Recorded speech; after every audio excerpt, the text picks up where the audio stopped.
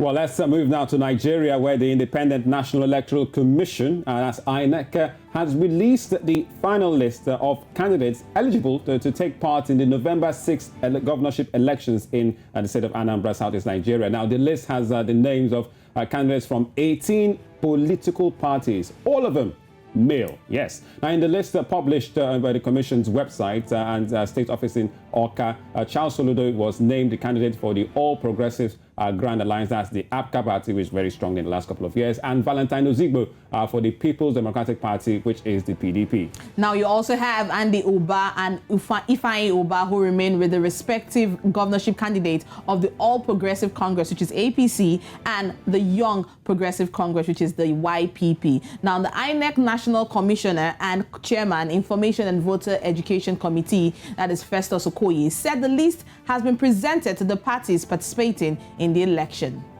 Well, so that's it. We're getting set for the elections on November 6th. So those are the candidates.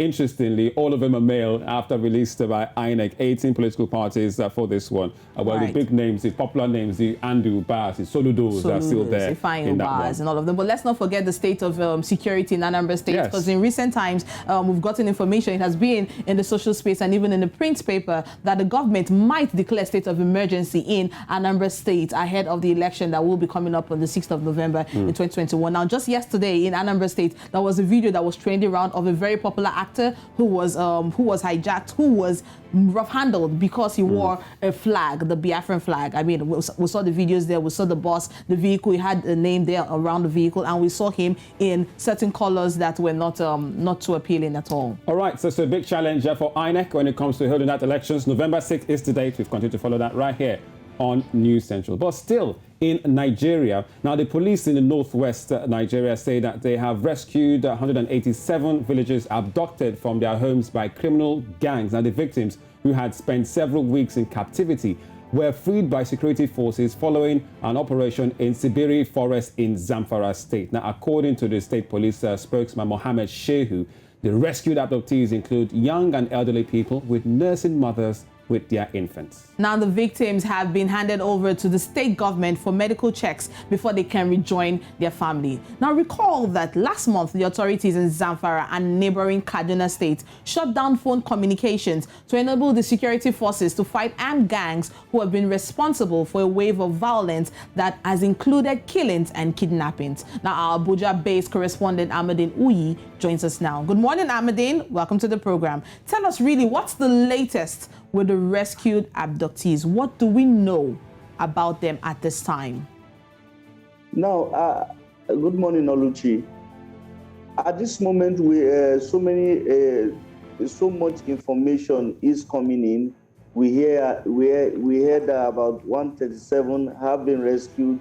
Also, the Speaker of the Zamfara State House of Assembly recently gave his own figures of saying that about 200 were rescued. But the bottom line is these numbers paint a picture of the real situation in the state, where kidnapping has become a way of life by these bandits.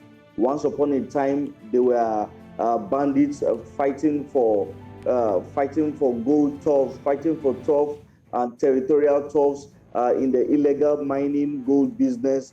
Now they have left gold and turned back to human beings, kidnapping and abducting for ransom. The residents and the villagers are indeed bearing the brunt of the action of these bandits.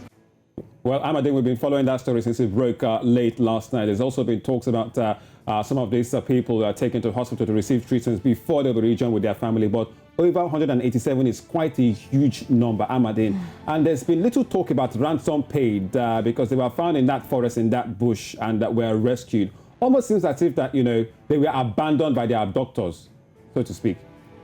Now, if you follow the recent military operation in Zamfara State, in fact, first of all, when the federal government said that they were going to seize telecommunication signals so that the bandits will not be able to operate, at first, Nigerians criticized the action, but later we began to see the wisdom in the action, because at a point in time, there were even stories that some bandits who had kidnapped persons had to abandon them in the bush, because once you kidnap somebody for ransom, you cannot contact his family, relatives to be able to extract money for them, then the kidnapping venture becomes futile.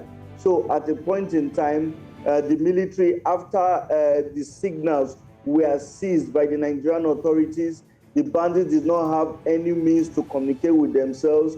Those who were communicating with satellite phones did. Some were using Niger networks, but the large chunk of the bandits in the forest were left hanging, so to say.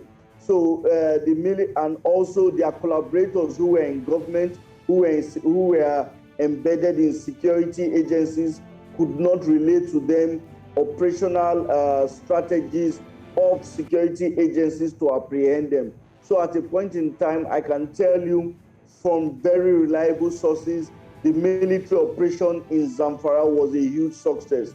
Hundreds of the bandits were killed. But on the issue of ransom, I know it was not a normal operation. I cannot say for certain that ransom were paid to any group. I have only been following up on the military operations, and I know that the Nigerian military scored a big hit on the bandits in Zamfara. There is even talk that that same strategy of suspending the networks should also be replicated in other states like Sokoto and Kaduna. All right. Thank you so much, Amadine Uyi, for the report all the way from our Abuja-based correspondent. Thank you for joining us on the program.